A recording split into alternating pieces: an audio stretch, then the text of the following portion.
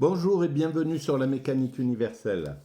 Alors aujourd'hui nous sommes vendredi 4 novembre 2022, il est 9h29 et je continue mes digressions à partir de cet ouvrage de Jacques Dante, Hegel, sa vie, son œuvre. Voilà. C'est une sorte de vulgarisation, de mise à la portée des naïfs comme moi, euh, de, du travail de Hegel. Voilà, je lis, je découvre en même temps, c'est la façon dont je pratique, et c'est essentiellement un appui pour essayer d'expliciter le mieux possible ma façon de penser, ma philosophie naïve du devenir humain et aussi de l'humain actuel. Voilà, quand je suis un peu engagé sur la politique, on va dire au sens grec du terme, de la société, la façon dont la société euh, est organisée, se vit, comment les événements actuels se vivent. Alors, il y a une partie qui s'occupe de ça dans ma théorie, dans ma philosophie, bon, c'est un peu orgueilleux d'appeler ça une philosophie, mais c'est pour ça que je dis une philosophie naïve du devenir humain. C'est pas une philosophie directement liée à la. Merci beaucoup. Bon week-end. Au revoir. Merci. Une philosophie de. C'est pas une philosophie universitaire, une philosophie classique au sens où quand on suit des cours de philosophie ou quand on écoute un philosophe à la télévision parler, bon, ça n'a rien à voir. J'ai pas les qualités de, de, de ces philosophes. Mais je réclame le privilège de penser que c'est une philosophie. Voilà, une philosophie archaïque, une philosophie brutale, une philosophie simpliste, une philosophie, je ne sais pas comment on pourrait dire, mais encore que c'est pas le vrai terme, je pense pas simpliste, mais voilà, c'est une philosophie de de charpentier, de terrassier, voilà, une philosophie qui n'est pas dans qui ne peut pas s'appuyer sur la technique philosophique, finalement. Mais voilà, elle a peut-être du sens. Et d'ailleurs, si vous trouvez que ça a du sens, n'hésitez pas à mettre un avis, voilà, positif ou négatif, et même un commentaire pour corriger s'il y a des choses à corriger. J'ai aucun, voilà, j'ai pas d'orgueil, on va dire, qui dérangeant, qui ferait que je supporte pas la critique. Si, la critique, elle est très importante. Voilà, si vous avez des choses à reprocher à ma façon de penser ou quoi que ce soit, et si ça peut me permettre de rectifier, d'adoucir les angles, etc., tout est le bienvenu. Et voilà, et sinon vous pouvez mettre un petit j'aime ou je n'aime pas, comme vous le sentez. Alors je commence la lecture. Donc je suis à la deuxième partie. On a fait dans les premières vidéos la vie de Hegel, et là c'est la philosophie. Donc c'est la première partie de la philosophie, la problématique hegelienne. Alors certes, Hegel guette, et avec quelle vigilance, les cassures et les interruptions dans le cours du monde. Mais il s'assure aussi que, malgré elles, ou plutôt et surtout à cause d'elles, le mouvement général se poursuit. L'histoire continue et l'on ne saurait même imaginer de rupture sans cette continuité. Eh bien, c'est exactement ce que je pense. et c'est ce que je développe sur la théorie de la mécanique universelle. L'humanité est destinée à atteindre son ultime perfection et rien ne peut changer ce cours d'événements. À part, bon, voilà, et peut-être que... Alors, ce qui est intéressant, c'est que au-dessus de nous, il y a l'épée de Damoclès de pouvoir imaginer que le monde peut, que l'évolution peut s'arrêter, que l'homme peut s'autodétruire, etc., etc. Je n'y crois pas, mais je pense qu'il faut qu'il y ait cette épée de Damoclès. Cette épée de Damoclès, c'est un des instruments de la ruse de la raison, en somme, comme dit Hegel. C'est un des instruments qui nous oblige à nous améliorer, etc., à avoir assez peur pour ne pas aller dans le pire dans lequel on pourrait aller. Parce que l'homme pourrait aller dans le pire. Deux animaux qui sont, par exemple, en combat, en guerre, et qui sont d'égale force, et ça a été assez fréquent, hein, quand le capitalisme avait un challenger qui s'appelait le communisme, ils étaient à peu près d'égale force, et ils avaient le moyen chacun de se détruire. Et nous sommes devant le même mouvement là. Donc on pourrait tout à fait aller à l'autodestruction. Et si c'est notre esprit primate qui domine, alors dans le monde animal, il y a toujours plus ou moins un moment où dans le combat, il devient de plus en plus féroce, il gagne toujours en intensité, mais il y a un moment où un des deux mâles dominants qui sont en combat, en compétition pour la dominance totale du groupe, cède et s'enfuit. Et Hegel, cette mécanique-là, il pense qu'elle est uniquement humaine.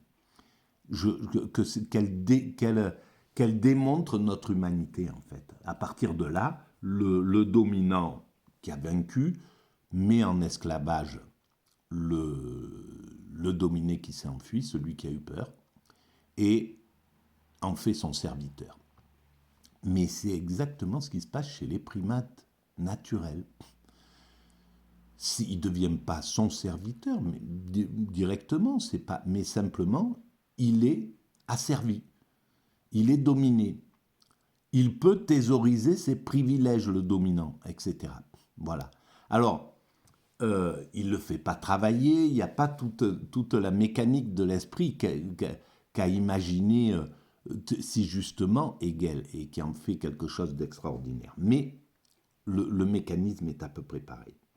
Donc voilà, mais à chaque fois, je pars très facilement dans des explications encore plus enrichies, on va dire. Ce que je voulais dire, c'est que comme Hegel, je pense que l'humanité va vers son ultime perfection. Hegel parle, à mon sens, hein, parce que je ne connais pas très bien sa philosophie, je commence à la comprendre un peu, parle de l'esprit qui se révèle totalement, c'est l'esprit qui s'épanouit complètement. Moi, je le vois comme ça, c'est l'esprit de toute manière, puisque je dis que nous allons vers l'ultime perfection, et cette ultime perfection, c'est non seulement la paix universelle, etc., une sorte de... Voilà, on arrive à faire sur cette planète un cocon pour les êtres humains qui ne sont plus des loups pour les êtres humains, qui sont respectueux, absolument tous respectueux de chacun. On aura réussi, évidemment ça prendra des siècles encore, on aura réussi à faire de cette planète un paradis, les hommes seront là, mais le but c'est que les hommes accèdent à l'extase facile, à l'extase, à l'éveil, au nirvana, au samadhi, voilà, à ces états supra-ordinaires, à ces états de conscience qui sont un summum, et c'est pas pour rien qu'on cherche à atteindre cet état. C'est peut-être l'état dans lequel nous sommes dans le ventre de notre mère. Un état amniotique dans cet état-là, un état de béatitude. Voilà, on cherche à atteindre cet état de béatitude. C'est intuitif, on ne s'en rend pas compte, on ne le sait pas, mais c'est la fin des clivages, la fin, c'est un état, en somme,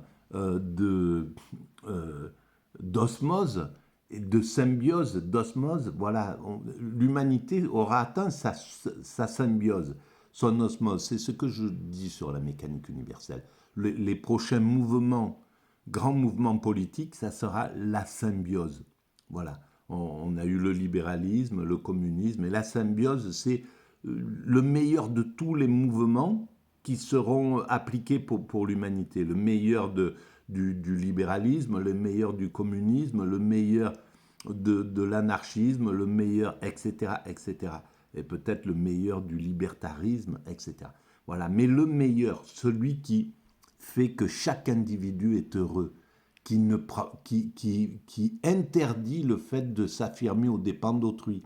Voilà, c'est un mouvement comme ça. C'est ça la symbiose, le mouvement symbiotique que je vois poindre à l'avenir. Voilà.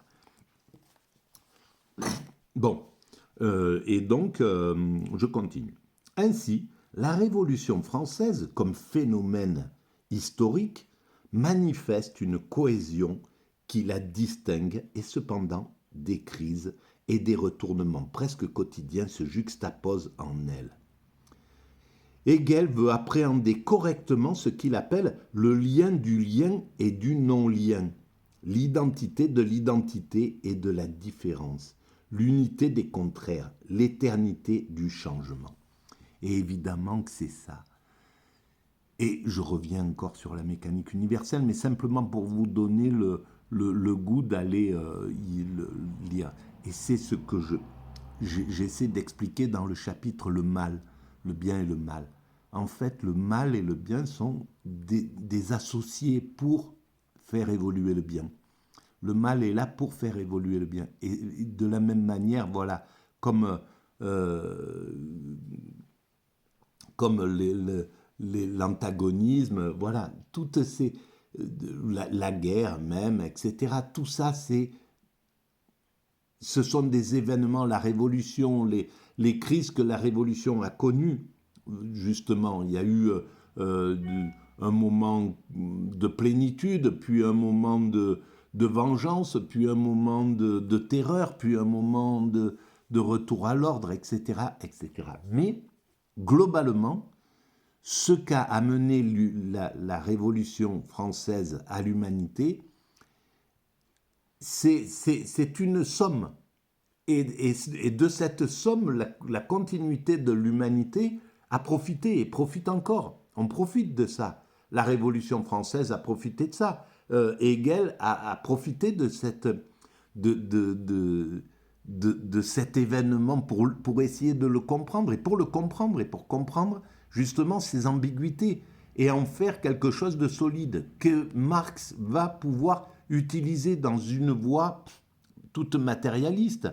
Il a pris de Hegel qui était sur ses deux pattes, sur ses deux pieds, sur ses deux jambes, une jambe matérialiste, une jambe spirituelle, une jambe spirituelle. Et Marx va prendre ça et va permettre à l'homme de s'émanciper, à l'homme qui était un esclave dans son travail, de pouvoir s'émanciper, de pouvoir évoluer. Alors évidemment, on n'est pas arrivé à la perfection, mais entre le travail aujourd'hui, alors bien sûr, il y a 27 millions d'esclaves sur cette planète. Et c'est honteux que l'humanité ne prenne pas ça au bras le corps, qu'elle préfère aller se faire la guerre, aller se chercher des noises entre dominants pour essayer d'avoir la domination, etc. Au lieu, ça montre vraiment le niveau de conscience primate naturel de nos dominants, de ces grands dominants-là, qui préfèrent aller se provoquer, se faire des guerres et aller jusqu'à l'extinction mutuelle, quoi. C'est hallucinant quand on y réfléchit. Alors que on sait qu'il y a 27 millions d'esclaves dans ce monde. On sait qu'on a les moyens de vraiment arriver à résoudre ce problème-là. Si l'humanité veut résoudre ce problème, elle le résout. Elle le résout rapidement. Et pourquoi elle ne décide pas de le faire? Eh ben, c'est vraiment par narcissisme qu'on s'écarte de ça. Bon, bref, mais globalement, les conditions de vie se sont améliorées, même si encore il reste des êtres humains qui travaillent comme le patronat faisait travailler ses esclaves au XIXe siècle, évidemment. Mais voilà, on peut mesurer l'évolution. Elle est lente, elle va pas vite et on est révolté par sa lenteur. C'est clair, on est révolté du fait que, voilà, encore une fois, je suis parti dans cette révolte au lieu de la sagesse. Voudrait que je dise, c'est comme ça, c'est la vie. Bon, c'est triste, voilà, on aimerait que ça aille plus vite, mais l'humanité ne peut pas aller plus vite que sa propre évolution. Comme l'évolution d'un homme ne peut pas aller plus vite que, voilà, quand il est enfant, il ne peut pas être adulte. Quand il est adolescent, il ne peut pas être adulte. Quand il est adulte, il ne peut pas avoir la sagesse de la vieillesse. Voilà, etc. Donc il y a un rythme, c'est comme ça, il est là. Donc, dans la prise de conscience de cette problématique naissante et dans la quête des solutions, il est stimulé à la fois mais intégralement par la tradition théorique et par les innovations pratiques. Ces dernières ne le touchent d'ailleurs que dans une première élaboration intellectuelle. Notre culture, écrit-il, remarque-t-il, saisit les événements tout de suite et les transforme immédiatement en compte rendu pour la représentation. Et, en effet, il découvre lui-même l'actualité dans des articles de journaux et de revues publiés par des témoins directs ou par des hommes d'action. Voilà. Ben c'est ça, c'est vrai. Et comme maintenant, on suit les actualités à la télévision et on a l'impression d'être inclus dans cette actualité. Voilà ce que je viens de dire sur la guerre actuelle qui se mène entre l'Occident et le monde émergent, russe, chinois, etc. Pardon. Je la connais que parce qu'elle est relatée par les médias, évidemment. Voilà. Et donc, mais c'est comme ça que l'humanité évolue, évidemment. Hegel fait donc l'inventaire d'un héritage à la lumière tamisée d'un événement, amenuisant autant qu'il le peut le décalage entre les faits et la réflexion sur les faits. Il retire à la pensée d'antan le droit de régenter le présent. Il se propose de recueillir dans une immense synthèse compréhensive toute la réalité et la spontanéité de ce présent, issu d'une évolution, et toutes les richesses secrètes d'un passé sur lequel le présent projette sa clarté sans pareille. Une doctrine authentique, originale, ne renie pas ses antécédents, ni ne s'arrache à ses cultures, à ses conditions. Elle se les approprie comme une matière première, elle se sent comme habitée par eux. Et ça me fait penser que, voilà, là, il y a vraiment une réflexion puissante. Et ça me fait penser que j'ai écouté un début d'une vidéo, d'ailleurs, sur YouTube hier soir, sur Hegel, de Michel Onfray. Et qui essaye de soutenir la thèse selon laquelle il serait à l'origine du nazisme. Alors que le nazisme se soit accaparé l'idée de Hegel, l'idée de Nietzsche, etc. Ce type, le pire de ce qui est dit par des philosophes, parce qu'il y a effectivement sans doute des choses qui sont difficiles, mais jeter le côté, on pourrait dire, euh, autoritaire de Hegel, je ne sais pas si c'est ça exactement, je n'ai pas lu Hegel malheureusement, mais jeter le côté un peu sombre de Hegel avec, jeter le côté grandiose de Hegel, celui qui est justement là en train de dire que de démontrer l'évolution de l'humanité et que l'humanité va vers son ultime perfection et qu'elle ne peut pas faire autrement que de passer, de constater que c'est comme ça, que la vie, elle est malheureusement comme ça, elle est dans cette mécanique du maître et de l'esclave, et quand même de pouvoir démontrer que le maître devient inférieur à l'esclave par nécessité, ce qui démontre d'ailleurs que la démocratie, c'est une pure merveille, puisque c'est l'esclave, en somme, qui est le roi dans la société. C'est le peuple qui est mis en esclavage par l'élite sous une certaine forme. Mais ce n'est pas un esclavage, voilà, en démocratie, c'est un esclavage qu'on accepte, etc. Mais voilà, en tout cas, c'est comme ça.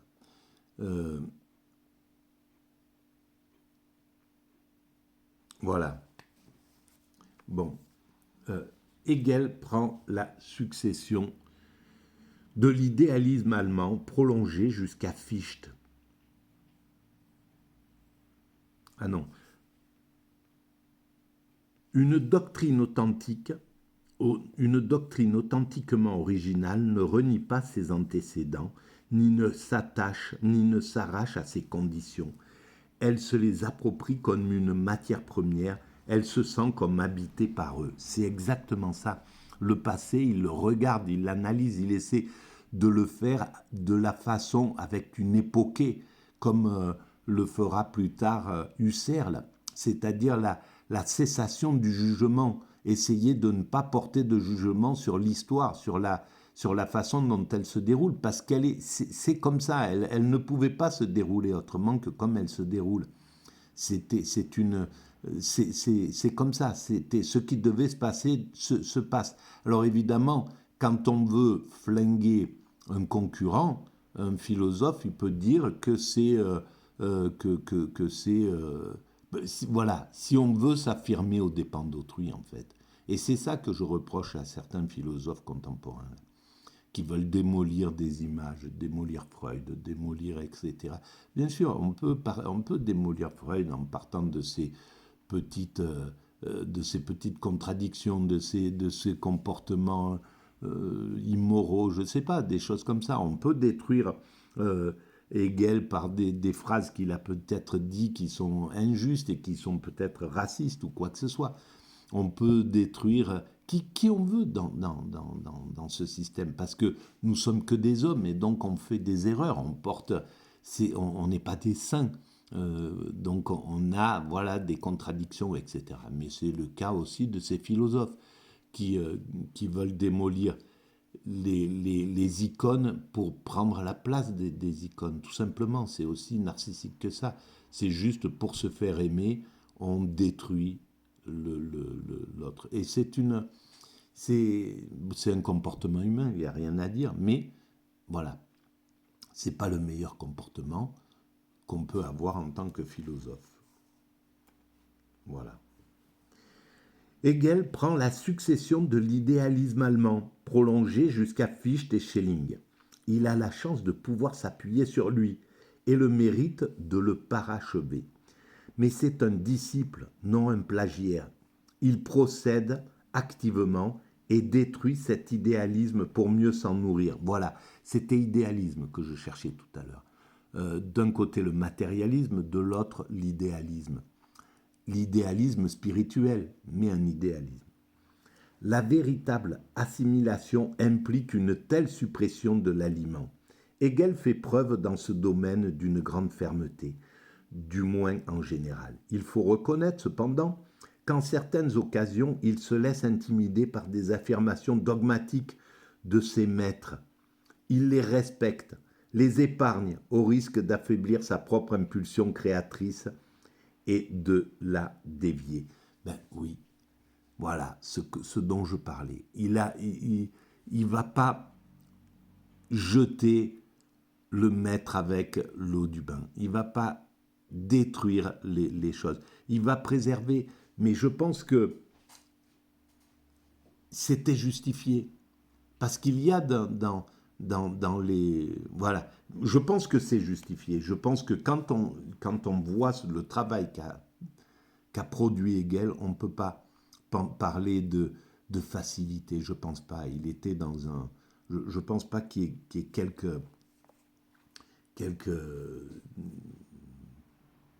Voilà, il avait du respect, il devait avoir un respect absolu pour Fichte et Schelling. Et donc, c'est légitime qu'il l'applique. Voilà, je vais arrêter là pour cette vidéo, et parce que c'est encore pas le top dans cette façon de m'exprimer. Je ne suis pas content, vivement que je sorte de ce Covid-là. Allez, à très bientôt, merci de votre écoute.